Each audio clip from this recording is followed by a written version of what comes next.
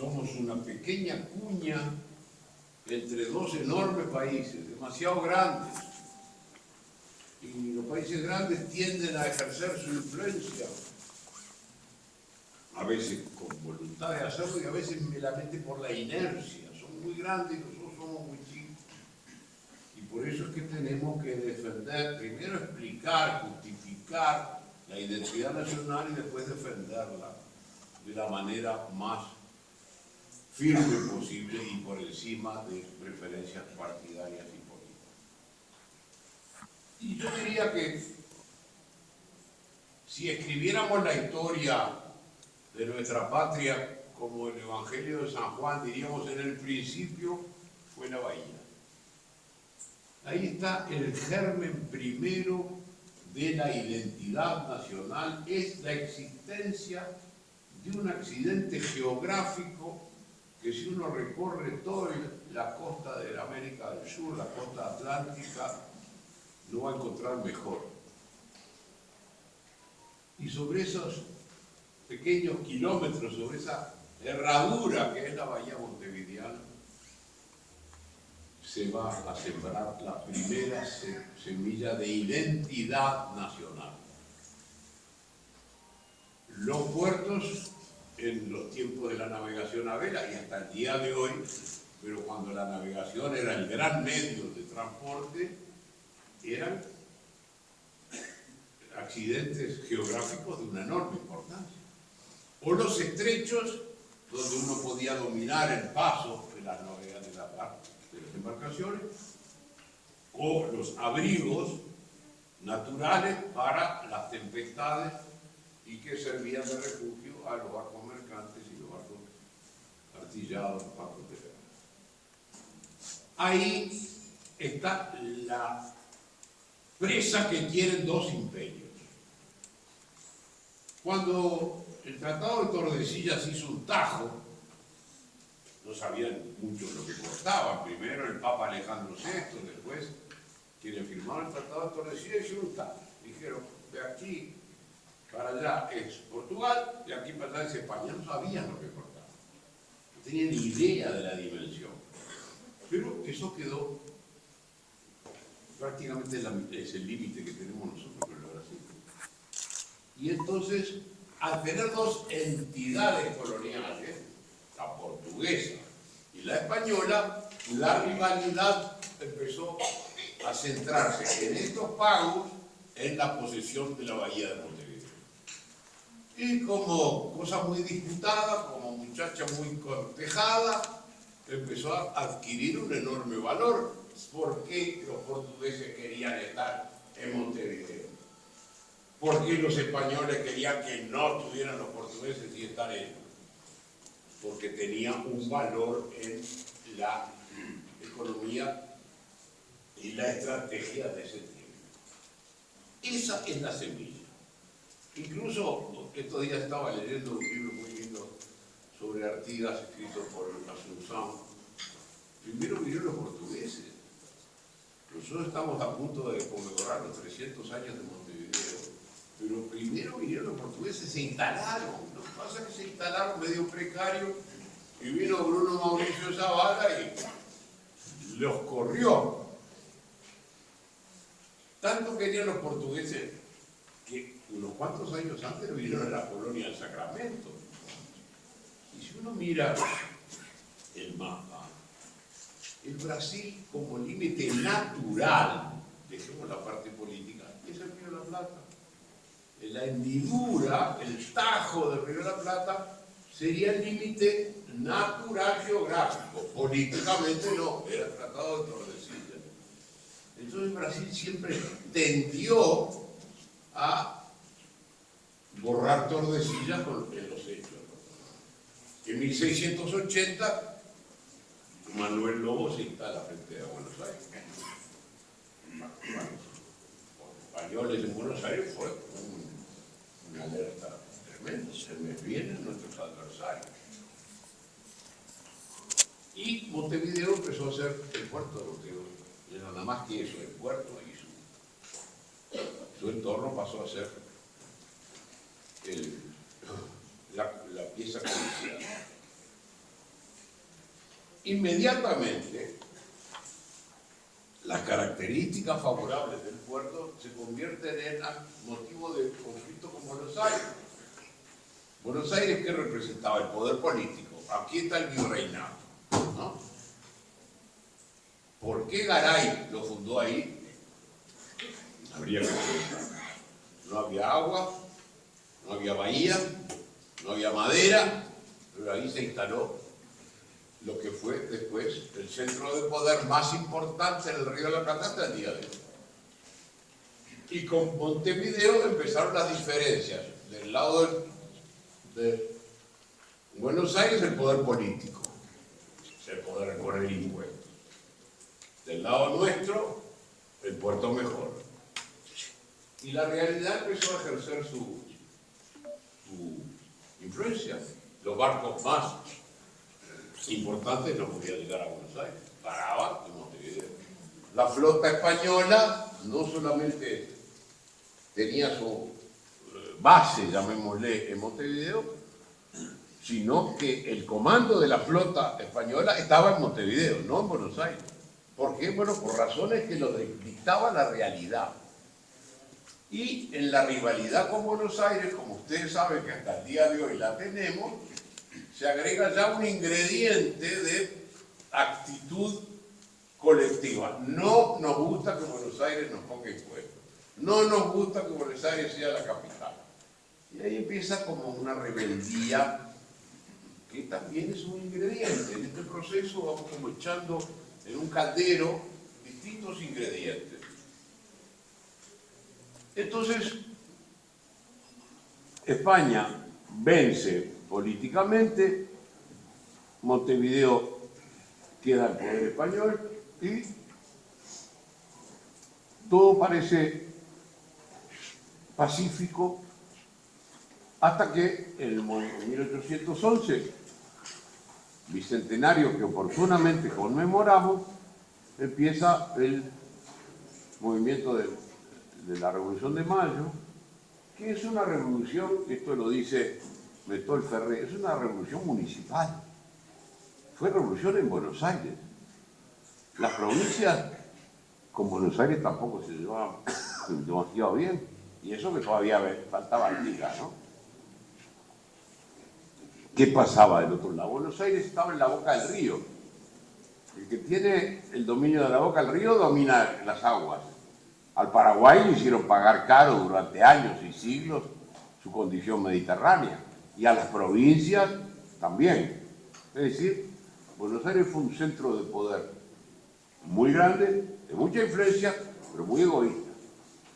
Entonces, cuando empieza el levantamiento oriental en el año 11, ya Montevideo había vivido las invasiones inglesas, había rescatado a Buenos Aires,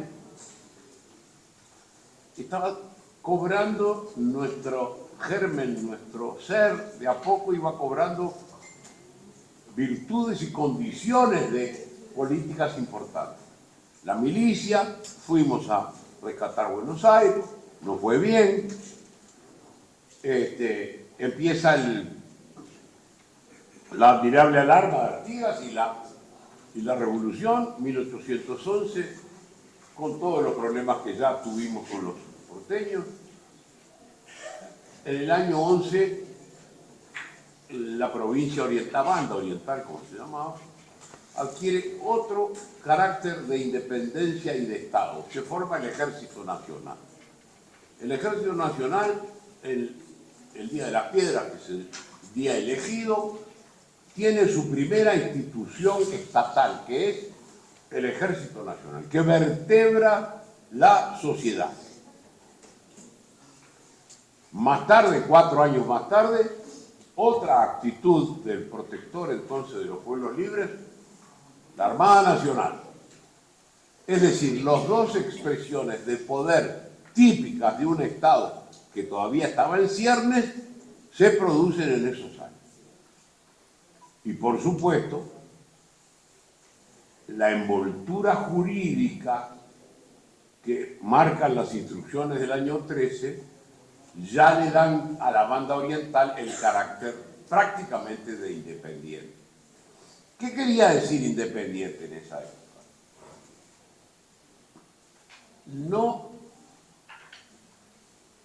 estar sujetos a Buenos Aires, salvo en las condiciones que queremos. Es decir, cuando el año 25 se manifiesta la adhesión a las Provincias Unidas, se está hablando de independencia. Aquí vamos a discutir, porque sobre ese tema, mire, si ustedes miran lo que pasó en el Centenario se daba una particularidad muy grande.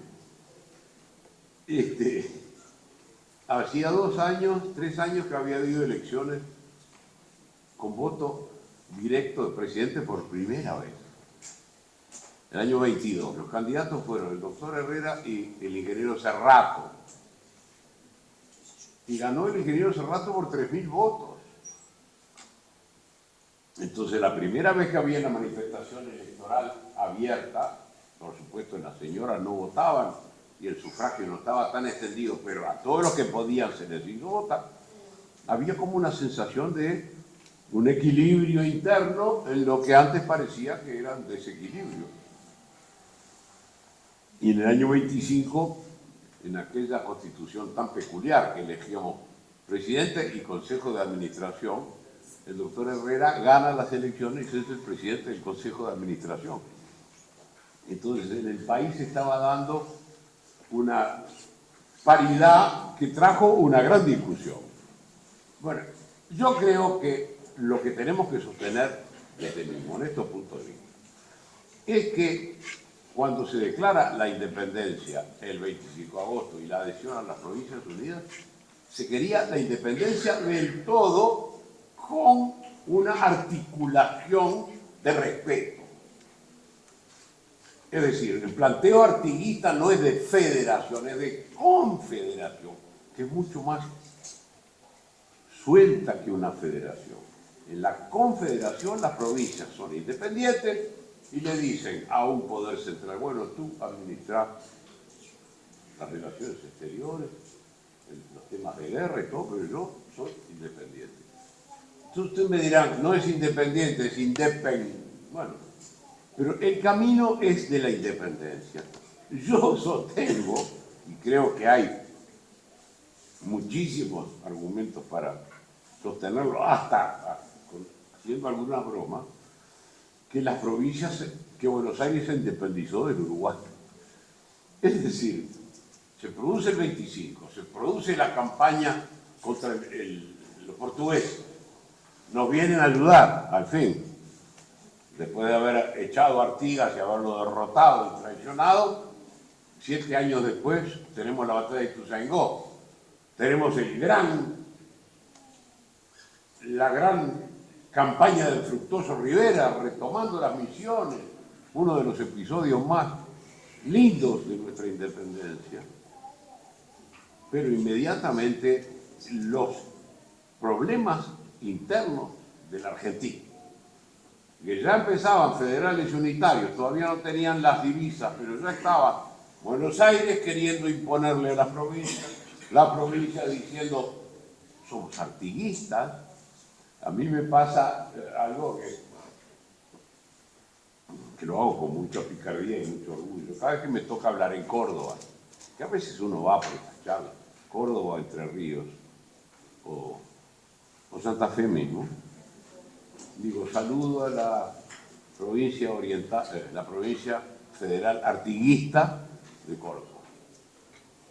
¿Por qué? Porque el momento estelar quizás que pasó y que no pudo ser es el protectorado. Si ustedes miran el mapa del protectorado, es impresionante. Son los verdaderos Estados Unidos de América del Sur, sacando Buenos Aires, Santa Fe, Córdoba, Entre Ríos, Corrientes, Las Misiones y la banda oriental. Un país enorme, articulado por ríos navegables. ¿Qué le falta a Artigas y qué le falta a la Confederación, al protectorado del puerto de Montevideo? Toda esa gran masa de coincidencia política, de coincidencia económica, se da libertad interna del comercio, es decir, una especie de Mercosur adelantado. Pero le falta la salida al mar. Y cuando la salida al mar es capturada, Artigas, se viene abajo su proyecto. Bueno, en el año 25 yo creo que se retoma el sentido de independencia perteneciendo a una organización. Y después esa organización no nos quiere.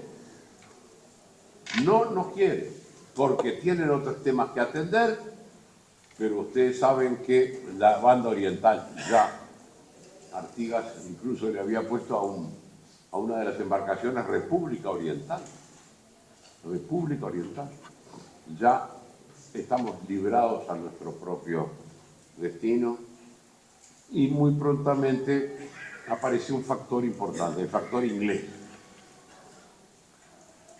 No podemos caer ni en la actitud para mí de blasfemia, de decir el Uruguay lo crearon los ingleses, como algún tonto, por decirlo suavemente, oído. Nosotros creamos los ingleses, como que dijeron, acaba de haber un país. No, pará un poco. Inglaterra tenía un problema con el resto de Europa. Después de la caída de Napoleón, que fue el drama de Europa, Europa se rearma alrededor de Metternich, que era el canciller alemán que arma la Europa continental, y Inglaterra, que es Europa pero no del todo, y es isla, además eso le ayuda mucho. Canning, que era el primer ministro, dice, sí, macanudo, pero yo voy a ayudar a la independencia de los países de América del Sur. Y Gran Bretaña, con mucha inteligencia, dice, no, ¿para qué quiero colonias? Yo tengo la India, tengo Canadá, lo que quiero es negocio. Entonces, la actitud británica no es de caridad hacia el Uruguay. No es tampoco de hacer un país de la nada. Lo que ocurre con Ponsonby y Canning es que hay una coincidencia de intereses. Inglaterra le interesaba tener la libertad de comercio. A Inglaterra le servía que no fuera el Río de la Plata un río interno de un mismo país. Y a los patriotas, entre los que estaba Pedro Trapani, no Jacinto. Jacinto es uno de los 33. El Trapani, que cumple una función muy importante, es Pedro Trapani, un comerciante que se amiga del amigo Lord Ponsonby. Hay un libro muy interesante del doctor Herrera que se llama La Misión Ponsonby. Los que le interesa este tema se los recomiendo. Es un libro de historia patria, no tiene ningún ingrediente partidario. Y les voy a contar cómo nace el libro, porque es muy simpático. En el año 28, el presidente Campistegui, que gana la elección y la pierde el doctor Herrera, en un gesto como para ir amigando los partidos que estaban muy crispados, lo nombra el doctor Herrera como embajador en Londres para retribuir la visita del príncipe Gales, bueno, cosas de otra época. Y Herrera va, y a mí me contaba, cuando el rey Jorge V, saluda, qué sé yo, le presenta al acompañante, Lord Ponsonby. Entonces se traba una conversación y fíjese la sabiduría de Gran Bretaña, ¿no? En Inglaterra en esa época los archivos se abrían 100 años después, cuando todo el mundo estaba muerto, ya las cosas estaban solidificadas. Bueno, 1828, 1928.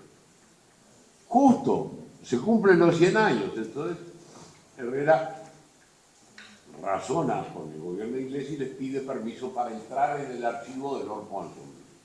Apenas se había abierto, y entonces ahí es que se documenta el libro que se llama La Misión Ponsonby, del cual surge, a mi juicio, y creo que con fundamento, que ni fue una obra de caridad de los ingleses, ni tampoco nosotros somos un invento inglés.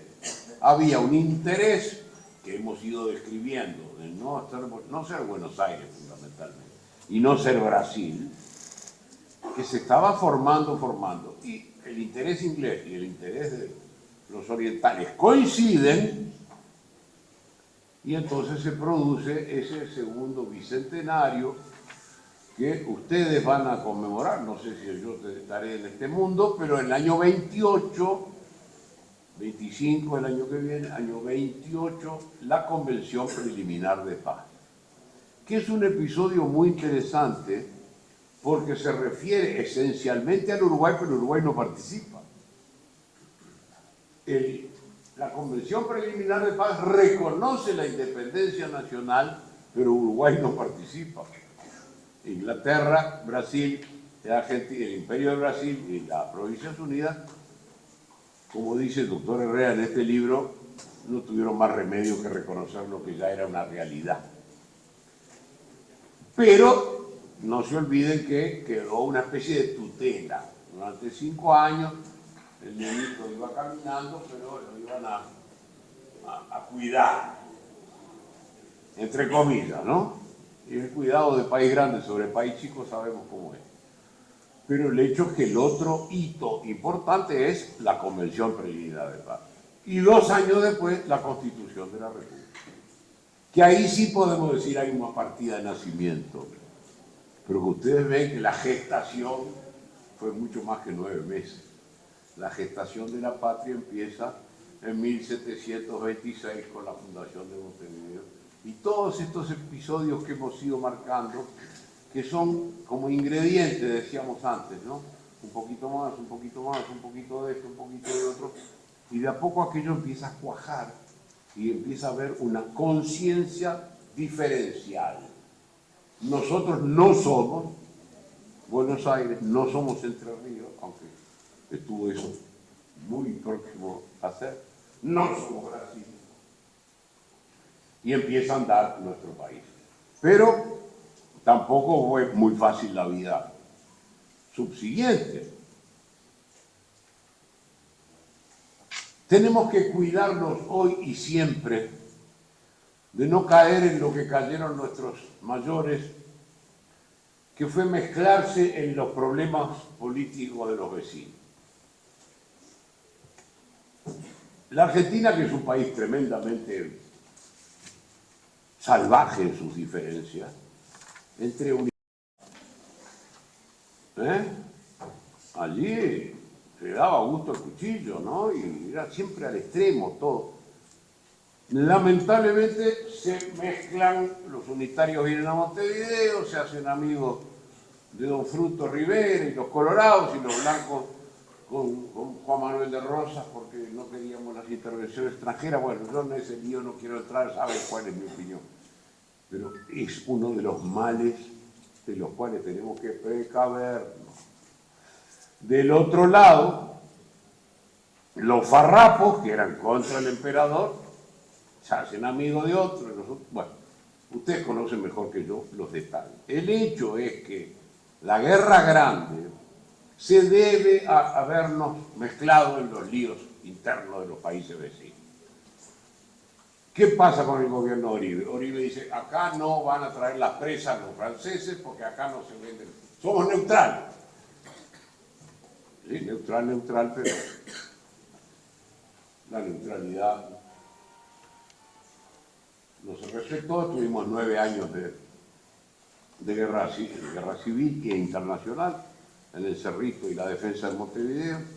Perdimos las misiones en 1851, un pedazo de la patria que Artigas siempre cuidaba, y aunque la historia no sirve especular, yo pienso en un país nuestro hasta el río Ibicuí, cuán distinto sería, habría equilibrios territoriales, bueno, pero no fue.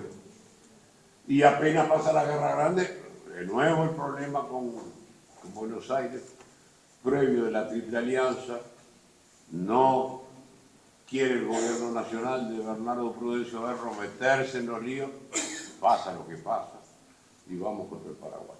Como esto tiene tintes muy partidarios y muy cercanos a nuestros sentimientos, yo no entro a emitir juicio, pero sí me atrevo a decir que el país cuando se mezcló o lo mezclaron en los líos internos de un Buenos Aires que quería ir contra el Paraguay, de un Montevideo que quería traer a los franceses, todo ese siempre salió mal. Y por eso, porque la historia no cesa de producir episodios, tenemos que cuidarnos. Nosotros acá nos peleamos, los blancos, los colorados, los frentistas, los independientes, los cabildos, pero los de afuera son de pan. Ojo con introducir padrinos o amigos. No tenemos padrinos ni amigos. El asunto lo resolvemos acá, entre nosotros. Y tampoco meternos nosotros, ¿no? Que a veces incurrimos en eso. Y lo dejo ahí porque ustedes todos saben a qué cosas me refiero. Entonces, terminando, amigos y vecinos, ustedes ven que esta patria nuestra nos costó mucho que fuera libre e independiente. Cada paso fue agregando un ingrediente, un escalón, iba como cuajando, ¿no? Lo que era muy líquido empieza a cuajar y empieza a adquirir consistencia de patria. Y en esa tarea, a partir, yo digo, de 1870, dejan de incidir los vecinos. La Revolución del 70, la de Timoteo Aparicio, es la primera en la cual no hay intervención de los vecinos en la paz. En las otras siempre aparecía el cónsul de tal o el cónsul de cual, no. Ahí en el año 70 y en el 72, que es cuando se hace la paz de abril, que es el gran momento de establecer las bases de lo que va a ser el siglo XX, por primera vez ya los de afuera son de palo y ese lío lo armamos y lo arreglamos entre orientales. Y creo que a partir de ese momento, ustedes me dirán, el país termina de organizarse, empieza a organizarse la parte electoral, los reclamos de la representación proporcional, del voto secreto. Y si ustedes me apuran mucho, ¿saben cuándo el país terminó de armarse? En 1925, con la ley electoral. Una ley electoral perfecta, que hasta el día de hoy damos la garantía al sufragio que no da ningún país. Y, volviendo a lo que decía al principio, cuando se encara la diversidad electoral, que por definición es diversidad y conflicto y debate y búsqueda de distintas soluciones, el sistema nos permite decir, sí, Macanudo pasó, y el que está ahora pronto a ejercer la presidencia de la República es el más legítimo. En el Uruguay no le negamos legitimidad al otro, nos enorgullecemos de la legitimidad del que piensa distinto. Y eso es un tesoro que tenemos que cuidar. Y ustedes que son actores políticos, algunos de ustedes directos, no soy quien para dar consejos, pero como soy el más viejo de todos los que están acá, no. Hay uno que me gana por un mes, que estaba recién conmigo, allí está. Me gana por un mes de junio, yo soy de julio.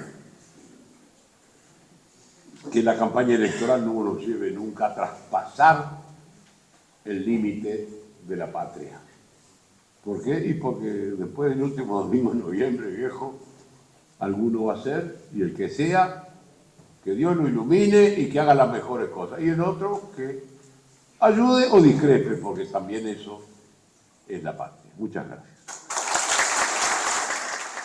De hoy para esta Junta Departamental que marca un jalón importantísimo en lo que es su vida. Agradecemos profundamente y vamos a dar paso al mensaje del señor presidente Julio María Sanguinetti. El Uruguay celebra, todos celebramos el 25 de agosto como una fecha marcante en el largo proceso de nuestra independencia, de nuestra configuración como república y como nación. El año 25 puede decirse que comienza con el desembarco de La Valleja el 19 de abril. Luego, el acuerdo con Rivera de que resulta Lavalleja comandante en jefe del ejército y Rivera inspector general. Luego viene la constitución de la Asamblea, presidida por Calleros, y la declaratoria de la Florida, en la cual los representantes de los pueblos resuelven declarar irritos, nulos y disueltos sin valor para siempre todos los actos de incorporación que nos ligaron al Brasil. Y, naturalmente, luego se va a proclamar también la reincorporación a las Provincias Unidas del Río de la Plata. Vendrá luego Rincón, vendrá luego Sarandí, vendrán todos esos episodios que van marcando el proceso de la independencia. Luego viene el reconocimiento por parte de las Provincias Unidas y allí la declaratoria de guerra con Brasil, que bloquea Buenos Aires y comienza ese largo proceso que recién en 1828 culminará cuando Rivera tome las Misiones y ese sea, llamémosle, el gran argumento, se puede decir el precio por el cual resultó la independencia decretada en la Convención Preliminar de Paz. En esa secuencia de hechos, creo que el país mostró en aquel momento en la presencia de sus caudillos, porque ellos eran los que representaban al pueblo. Era todavía un pueblo en armas, como dijo en su momento Artigas. La institucionalidad uruguaya se fue configurando en esos pasos, pero siempre con la idea republicana, con la separación de poderes, con la libertad que estuvo definida desde el primer día en las instituciones del año 13. De modo que, una vez más, celebramos este 25 de agosto como un acto de arrojo, porque en realidad la declaratoria era, nos lanzamos a una carrera sin el apoyo de Buenos Aires todavía, con lo que tenemos, frente a lo que era una presencia imperial asentada en nuestro territorio desde 1820 o desde 1817, podemos decir, cuando ya estaba en Montevideo. Fue un acto de arrojo, fue la recuperación de ese espíritu patriótico que desde 1811 se había instalado y que había definido su ideario en las instrucciones. Bien está que celebremos los episodios históricos. Suele hablarse a veces de que no, el tema es el futuro. Sí, pero el futuro no se construye sino exponiendo los fundamentos básicos de lo que somos como nación, como república y como sistema de valores.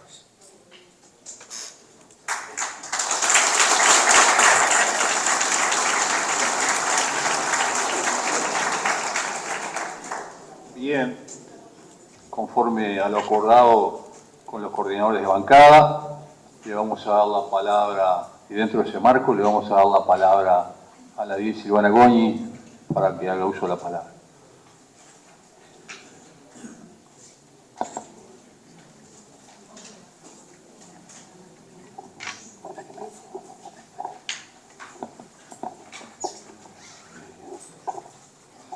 Señores presidente de la República, mi queridísimo doctor Luis Alberto Lacalle Herrera, señor intendente de Florida, ingeniero Guillermo López Méndez, autoridades nacionales, departamentales, militares, policiales y eclesiásticas, y especialmente agradecer la presencia de dirigentes importantes de todos los partidos políticos con representación en esta Junta Departamental, que prestigian con su presencia este acto. Señor presidente de la Junta Departamental de Florida, profesor Carlos Martínez Usos. Tomar el 25 de agosto de 1825 como el momento exacto en el que decidimos ser libres e independientes, es, como muchos asuntos en el Uruguay, desde hace más de un siglo, un tema de debate histórico que no ha sido saldado. Más allá de las posiciones de unos y otros a la altura de estos tiempos, hay una especie de acuerdo generalizado de admitir pacíficamente que esta fecha, o al menos así lo percibimos, o parecemos percibir, o queremos percibir, quienes habiendo nacido en esta tierra nos enorgullece una y otra vez afirmar que Florida, y particularmente su Piedra Alta, es el altar de la patria, y recibir año tras año la presencia de autoridades nacionales e internacionales para celebrar tan magno hecho. En 1912, el doctor Luis Alberto de Herrera afirmaba que muchos de nuestros conciudadanos ignoran que le falta a la República una fe de bautismo en regla. Ella no existe. Y como bien relata el doctor Hilario Castro, ex edil departamental floridense de origen colorado, que no concuerda con la fecha del 25 de agosto, y a quien agradecemos su generosa y cálida atención ante nuestro requerimiento de asesoramiento, en uno de sus trámites históricos de su autoría, dice: se acentúa la polémica en víspera del centenario. En 1919 comienza a nivel político la discusión de cuándo celebrar el centenario, y el 9 de septiembre de 1921 se designa una comisión parlamentaria del centenario de integración bicameral. 3 senadores y 6 diputados, para la cual Pablo Blanco Acevedo elabora un informe que es en puridad un alegato jurídico en favor del 25 de agosto como fecha de la independencia nacional, pretendiendo rebatir a Juan Carlos Gómez, el cual es aprobado el 15 de enero de 1922. El 26 de junio de 1923, la Cámara de Representantes aprueba el proyecto de resolución, iniciativa del diputado José Antuña, que recogía el informe Blanco Acevedo. Gustavo Gallinal defenderá la tesis del 25 de agosto y Edmundo Castillo la impugnará proponiendo el 18 de julio. En el Senado, el 26 de septiembre de 1923, se aprueba un proyecto de Justino Jiménez de Aréchaga que propone como fecha del centenario el 18 de julio. La Asamblea General nunca se reunió para dirimir la discrepancia, por lo cual el tema, desde el punto de vista legislativo, quedó irresoluto. No obstante, fueron festejadas ambas fechas. El 25 de agosto de 1825 se inauguró, 1925 bien digo, se inauguró el Palacio Legislativo, y el 18 de julio de 1930 el Estadio Centenario, donde luego se disputaría la final del primer campeonato mundial de fútbol entre Uruguay y Argentina. Más adelante, y en ese mismo artículo, el autor reconoce que las 3 leyes angostinas son complementarias y armónicas entre sí. Responden a una secuencia lógico-sistemática, salida de la mente del diputado oriundo de Buenos Aires, Carlos Anaya. El doctor Hilario Castro, finalmente, en este artículo de referencia, concluye esta nota histórica que me obsequió gentilmente y que en realidad refiere a la polémica por la independencia nacional a través del monumento en Florida, de una forma personal que me gustó mucho y que, a pesar de las diferencias que sobre el tema central tengo con su autor, me gustaría reproducir, porque creo que es un punto de encuentro para todas las opiniones, y dice que la fecha significa un momento estelar en nuestra historia. El 25 de agosto de 1825, en la Villa de San Fernando de la Florida, se llevó a cabo el más grande y sublime conjunto de actos jurídicos que dispusieron la reunificación nacional. Y me permito en este punto agregar las sentidas palabras del profesor Pibel Devoto, que decía que aquella sala de representantes sentía que era, más que una representación, la corporalización misma del pueblo, la encarnación viviente de la soberanía, la fuente y raíz de todo poder. El 25 de agosto, como feriado, Día de la Independencia Nacional, tiene esta característica desde el año 1860. Al aproximarse el cincuentenario de la fecha, se formó una comisión de vecinos de la villa de la Florida, encabezados por Antolín Urioste, que de forma entusiasta se propusieron la construcción de un monumento que celebra este histórico hecho y para ello recolectaron fondos.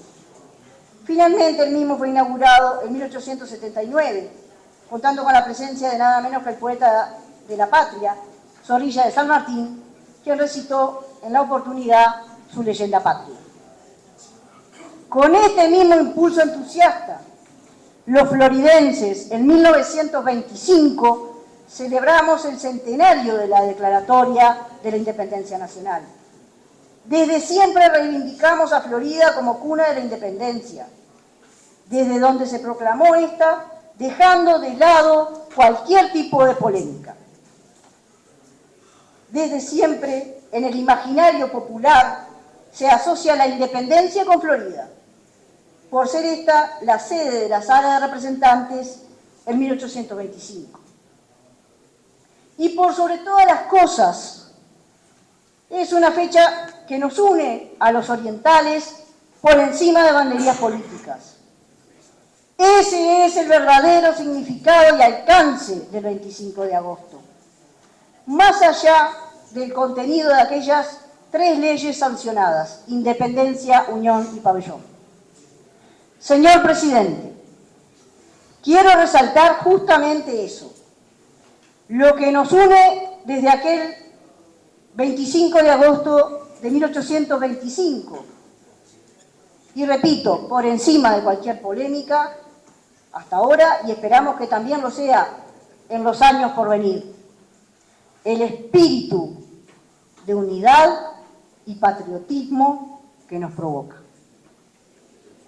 En cada rincón de nuestro Uruguay, desde las ciudades hasta los campos, y en los 4 puntos cardinales, el 25 de agosto es un recordatorio de nuestra lucha por la libertad y la autodeterminación para nuestro suelo y para el resto del mundo.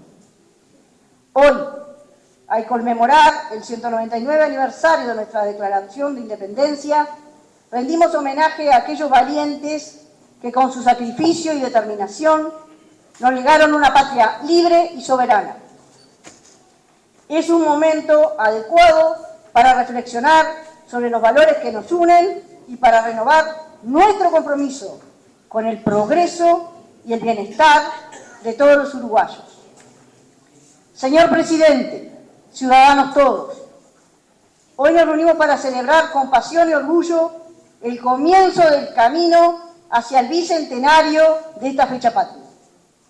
Siento como un profundo honor y una enorme distinción poder integrar la comisión contenida en el artículo 8 del presupuesto quinquenal del gobierno departamental, donde se establece la creación de una comisión que tiene como cometido la aprobación del programa y la organización de las actividades conmemorativas del bicentenario de la Declaratoria de la Independencia. Este es un momento de reflexión y de firme convicción de que, unidos, podemos enfrentar cualquier desafío y construir un futuro próspero para nuestro amado Uruguay. Visualicemos juntos un futuro donde Uruguay siga siendo un faro de solidez democrática, con valores republicanos firmes y una fortaleza institucional inquebrantable. Un futuro que refleje lo mejor de nosotros mismos como un pueblo de paz y trabajo, destacándose en el escenario internacional por las oportunidades y bondades que ofrece a los ciudadanos del mundo que elijan invertir su esfuerzo en el desarrollo nacional. Imaginemos un futuro donde el sol de nuestros emblemas patrios ilumine con fuerza y radiante luz el camino del progreso y la defensa de la libertad. no solo en nuestro país, sino en todo el planeta, para las generaciones venideras y para las venideras de las venideras. Un futuro donde cada uno de nuestros ciudadanos pueda soñar y alcanzar sus metas, contribuyendo así al crecimiento y bienestar de nuestra nación. Celebremos con la certeza de que juntos podemos construir un Uruguay más fuerte, más justo y más próspero. ¡Viva el Uruguay y viva nuestra independencia! Muchas gracias.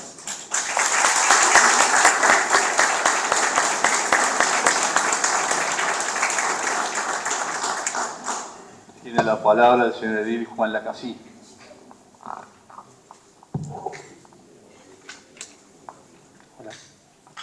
Gracias, señor presidente. En primera instancia, saludar al presidente Lacalle, al intendente, autoridades nacionales, departamentales, policiales, militares. En segunda instancia, felicitarlo, presidente, por esta linda instancia y por este hecho histórico que sin duda va a quedar marcado en lo que es la historia de la Junta Departamental. Quiero pasar a leer una breve reseña que elaboramos con motivo de este aniversario y este acontecimiento. Hace 199 años, Uruguay comenzaba a transitar históricamente su vida independentista, para que en 1828, con la Convención Preliminar de Paz, se reconociera el nuevo Estado naciente. Fue de esta forma que las dos grandes potencias vecinas en la época reconocieron al naciente Estado uruguayo, hablamos de las actuales Argentina y Brasil. Pero hagamos foco en los hechos ocurridos en aquel pequeño rancho el 25 de agosto de 1825. La asamblea del 25 de agosto de 1825 estuvo presidida por el sacerdote Juan Francisco Larrobla y se declararon 3 leyes dirigidas a afianzar la institucionalidad del movimiento revolucionario y asegurar su incorporación a las Provincias Unidas. Estas 3 primeras leyes fueron: Ley de Independencia con respecto al Imperio de Brasil, Portugal y cualquier otro poder extranjero. Ley de Unión de la Provincia Oriental a las otras Provincias Unidas del Río de la Plata y Ley de Pabellón, que estableció como pabellón de la Provincia Oriental la celeste, blanca y púrpura. Hasta tanto, las demás provincias aceptaron la incorporación de la Provincia Oriental, momento a partir del cual se utilizaría la bandera de las Provincias Unidas del Río de la Plata. Los hechos antes narrados son la piedra angular a la independencia de nuestro país. Fue de esta manera que se marcó un antes y un después en la rica historia del Uruguay.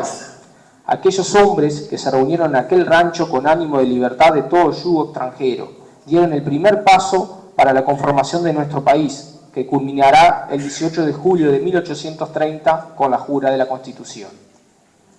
En cada aniversario de la Declaratoria de la Independencia, no solo se celebra un hito en la historia de nuestro país, sino que se reafirma el compromiso de los uruguayos que tenemos con nuestra nación. Compromiso que asumen todas las instituciones de este país al decir presente en los aniversarios. Esto habla de los valores republicanos que tenemos uruguayos como sociedad y que cada 25 de agosto, en forma multitudinaria, con representación de todas las instituciones que conforman el Estado uruguayo. En los actos festivos de nuestra ciudad, cuna de la independencia, los uruguayos renovamos el compromiso de estos valores republicanos que han hecho que el Uruguay sea el país que es. El futuro siempre ha sido, fue y será la preocupación de todo ser humano, país o nación. Pero no hay futuro si olvidamos el pasado que nos trajo hasta el presente que vivimos. En ese sentido, los uruguayos somos una sociedad donde nuestra historia es parte constante de nuestro presente. En palabras del filósofo Cicerón, un pueblo que olvida su historia está condenado a repetirla. Por eso, a futuro, en cada aniversario de nuestra Declaratoria de Independencia, celebramos la historia, pero también la confirmación de los valores republicanos y democráticos que nos han construido como nación, prometiendo un futuro próspero y duradero. Muchas gracias.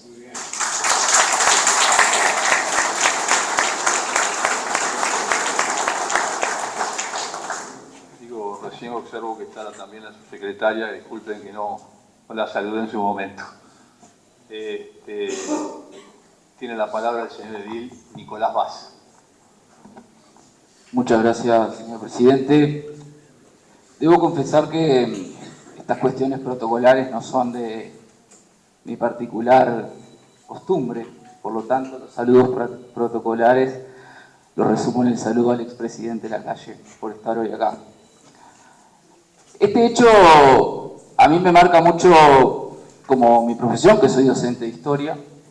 Me crié en la zona rural de Sarandí Grande y iba a la escuela 58 Batalla de Sarandí. Y siempre de chico me surgía la duda por qué la maestra decía que el 25 de agosto declarábamos la independencia y el 12 de octubre todavía seguíamos peleando. Si era que ya éramos un país libre e independiente. Desde ahí surgió el cuestionamiento que uno se hace sobre la historia y los procesos históricos, que terminó derivando en que termine hoy siendo docente de historia. Yo creo que el Uruguay este territorio declaró la independencia 4 veces. El 29 de junio de 1815 con el Congreso de la China, el Arroyo de la China, donde José Artigas, junto a las provincias de la Liga Federal, proclaman la independencia. El 9 de julio de 1816, porque éramos parte y que estamos en medio de una guerra civil con Buenos Aires y su directorio, que ahí el Congreso de Tucumán declara la independencia. El 25 de agosto de 1825 y el 4 de octubre de 1828 con la Convención Preliminar de Paz. A su vez también juramos 3 constituciones distintas. La del 10 de mayo de 1824 lo juramos el Cabildo de Montevideo, la Constitución del Brasil. El 30 de septiembre de 1826, la Asamblea de Florida aprueba la Constitución Unitaria de las Provincias Unidas, y el 18 de julio de 1830. Este proceso es interesante con el trabajo, cuando uno trabaja con los documentos, cómo arrojan luz sobre algunos acontecimientos. Particularmente de la Declaratoria de la Independencia, que como decía un profesor, cuando uno lo que dura leer el artículo primero y pasa a leer el artículo segundo, porque en el artículo primero se declara la independencia de este territorio del Brasil, y en el segundo, en la segunda ley, hablamos de la unión a las Provincias Unidas del Río de la Plata. Y también me parece muy importante lo que acaba de leer el edil que me antecedió, leer completa la ley del pabellón, porque refleja el espíritu de aquella época. No era solo aprobar la bandera de La Valleja, la de los 33 orientales, sino que era hasta que las Provincias Unidas no aceptaran como una provincia más, y ahí enarbolar el pabellón argentino en estas tierras. La realidad es que cuando uno mira la primera ley sobre feriados en 1834, cuando el presidente Rivera hace aquello, establece que la jura de la Constitución sería la única gran fiesta cívica de la República. Y establece también el 20 de febrero como fecha patria por la batalla de Ituzaingó y el 4 de octubre por la Convención Preliminar de Paz. Yo creo que después, Berro en 1860, uno de los grandes presidentes que tuvo el siglo XIX en este país, por su defensa de los intereses nacionales sobre la constante amenaza del Brasil, declara el 25 de agosto como feriado y como la gran fiesta de la República. Berro parte de la divisa blanca, y recordemos que los 33 orientales, que no fueron 33, gran parte adhirieron a la divisa blanca como seguidores de La Valleja y Oribe posteriormente. Creo que los ediles también que me antecedieron en la palabra mencionaron muy bien la polémica que se da hacia la década de 1920, cuando se empieza a discutir el centenario. Pablo Blanco Acevedo, que hace ese informe que luego es cuestionado, que adulteró documentos con el objetivo de crear un relato nacional y su defensa el 25 de agosto. Y obviamente, si bien las divisas habían dejado de pelear en las cuchillas de nuestro país, las discusiones ahora se daban, por suerte, de forma más civilizada en el Parlamento, y las diferencias entre blancos y colorados se plasmaban allí.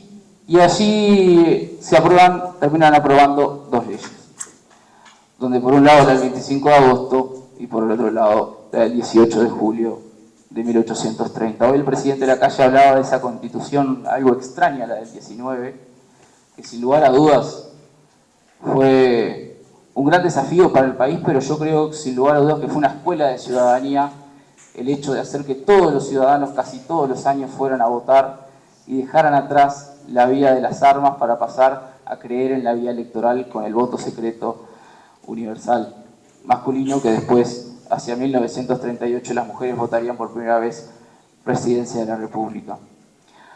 Creo que más o menos en líneas generales el proceso, tanto histórico que llevó al 25 de agosto como el proceso posterior, ha sido bien desarrollado por los compañeros que me antecedieron en la palabra.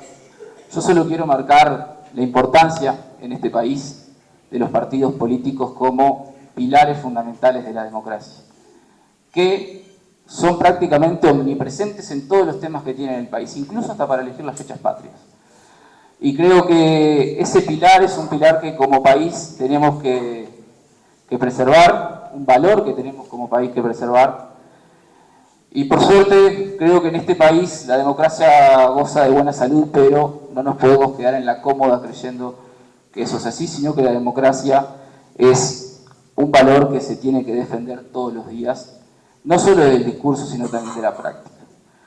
Como decía Valle Ordóñez, para nuestros hijos y los hijos de nuestros adversarios, defender la democracia es un deber que tenemos todos para poder construir un país con mayor justicia social. Porque, como decía Tabaré, es necesario construir un país donde nacer no sea un problema, donde ser joven no sea sinónimo de ser sospechoso y donde envejecer no sea una condena. Muchas gracias.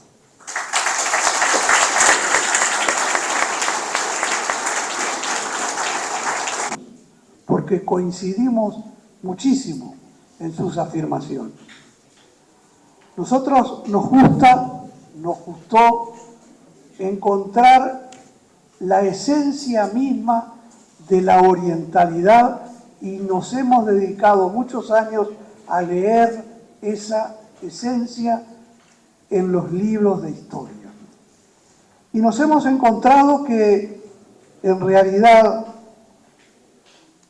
coincidimos muchísimo con lo que planteó el profesor Vaz, coincidimos muchísimo con lo que planteó el doctor Lacalle, coincidimos muchísimo con lo que planteó nuestra compañera Silvana Góñez, pero ¿cómo no vamos a poder compartir esto si estamos hablando de nuestro país?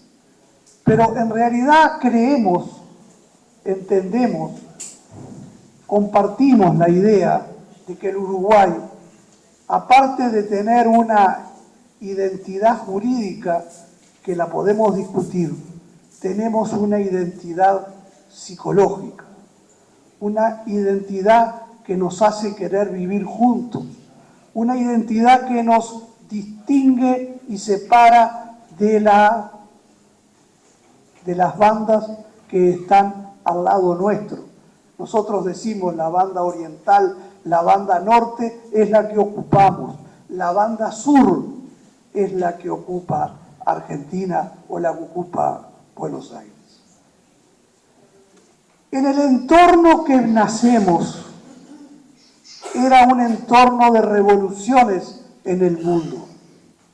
Y esto es una realidad, la plantearon los que hablaron antes de nosotros. Inglaterra tenía una sociedad estanco que la modificó con la revolución industrial. En los años 700 se dio la revolución industrial en Inglaterra que modificó toda la sociedad, igual que en Francia.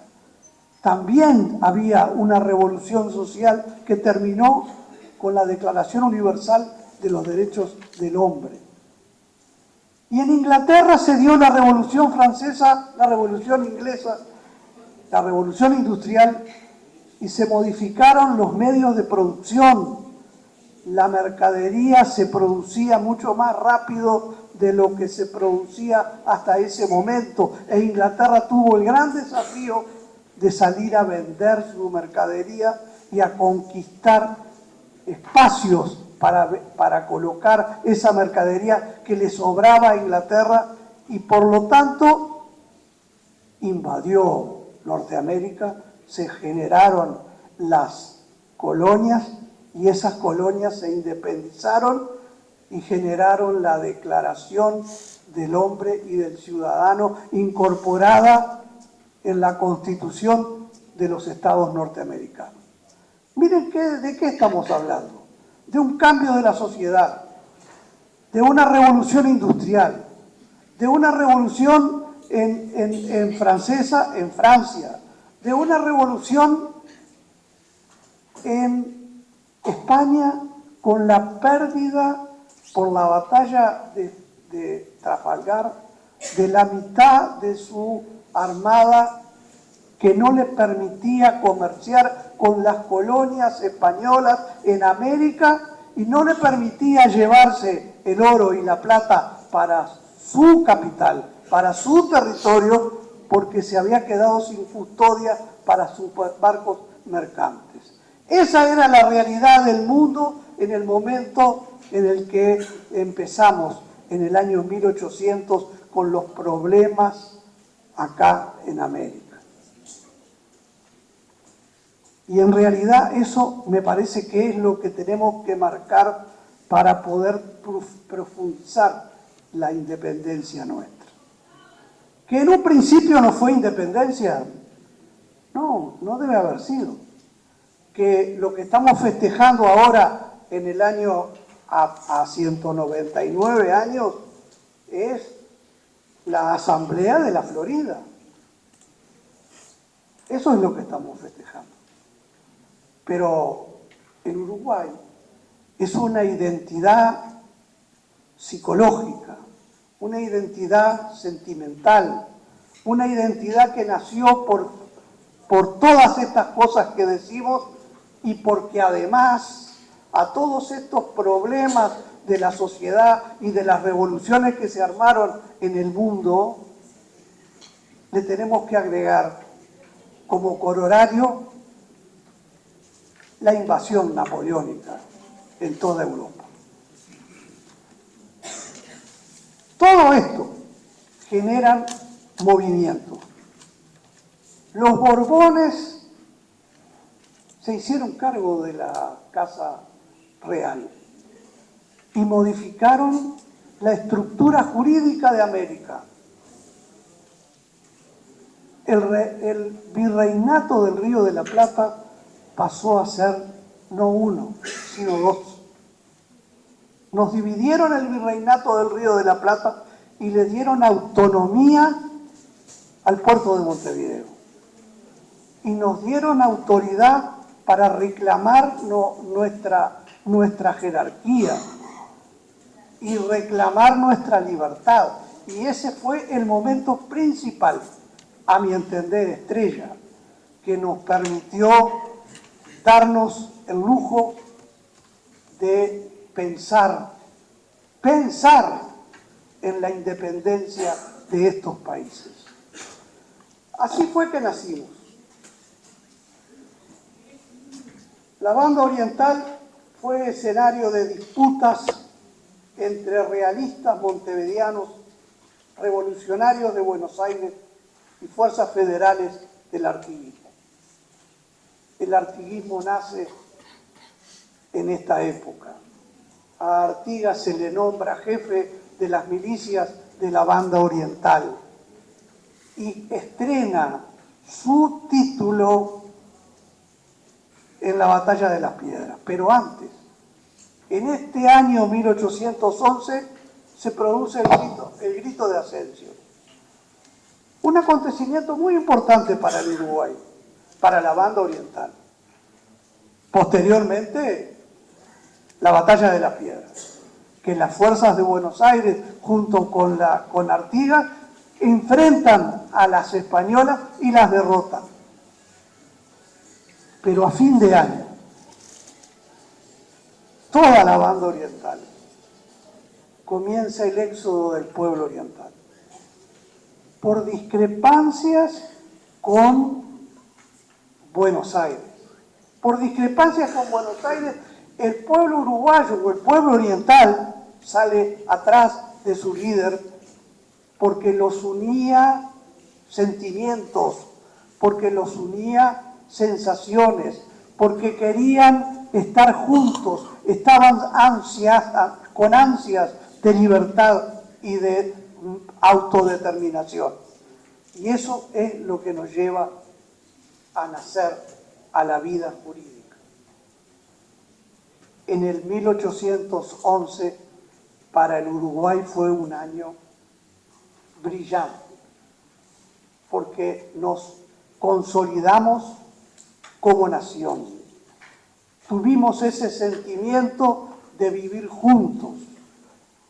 Y ni que hablar con las instrucciones del año 13, ni que hablar con el Congreso de abril. Ahí el ideario artiguista quedó bien firme y nos distinguió la forma de elegir los diputados, porque no fue por orden de Buenos Aires la forma que los elegimos, sino que elegimos los diputados por la forma que el artiguismo determinó. Pero también le dijimos a esos diputados que eran lo que queríamos que hicieran. O sea que hubo dos grandes diferencias en ese Congreso con respecto a lo que nos pedían desde Buenos Aires. Y ahí se marca la voluntad de ser distintos a Buenos Aires. Eso es lo que nosotros entendemos que tenemos que resaltar.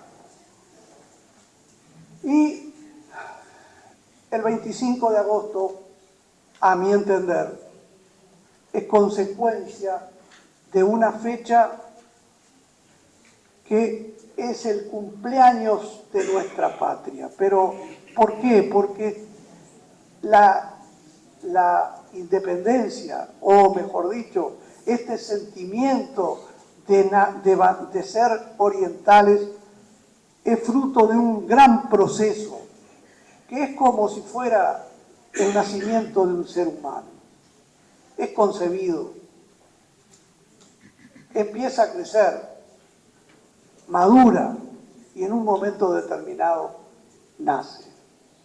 Y la fecha que nosotros celebramos debe ser la del 25 de agosto. Porque somos floridenses, porque acá se dio la Asamblea de la Florida, porque acá fue donde se declaró que queríamos pertenecer a esta banda, porque cuando el ideario artiguista comenzó a florecer, fue cuando Artigas hizo las instrucciones del año 13, pero también fue cuando se hizo el Congreso de Oriente, y fue también cuando hizo el pacto con los gobernadores de Entre Ríos, con los gobernadores de Santa Fe, con los gobernadores de Corrientes o de Misiones. Todo esto fue la formación de la banda oriental. Y nosotros, para terminar, porque entendemos que nos metemos en un territorio que en realidad no nos corresponde, pero que nos gusta mucho. Entendemos que esta tierra, la banda norte, la banda oriental, es diferente a la banda sur, hasta en el nombre de nuestra toponimia, hasta en el nombre de nuestras cosas. Acá, en esta banda del norte, es común los nombres floridos. Acá es común el nombre Flores, el nombre Durazno, el nombre Canelones, el nombre Tacuarembó para nuestros departamentos. Y para nuestros ríos es común el nombre Queguay, Arapey, Chapeyú, San Ramón, Santa Rosa, San Luis. Tenemos nombres diferentes a los de la banda sur, que son nombres militares. Y basta mirar el mapa de la provincia argentina. Ahí las ciudades tienen nombres de militares, coroneles y capitanes. General Las Heras, General Villagrán, General San Martín, General Balcarce, General Álvarez, General Rivarola, Coronel Vidal, Comandante Otamendi, Coronel Dorrego. Esto marca una filosofía de bandas totalmente diferente. Esto es lo que nosotros queríamos cuando muchas veces marcábamos que la fecha más importante en el Uruguay es la del 25 de agosto. Y por eso le reclamábamos año tras año al presidente de la República que estuviera presente en estos actos del 25 de agosto acá en Florida. Usted, doctor Lacalle, siempre honró ese concepto y siempre estuvo acá presente. Muchas gracias.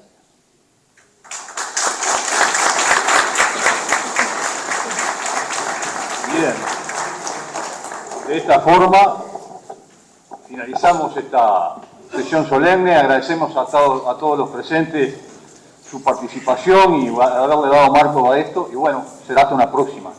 Muchas gracias.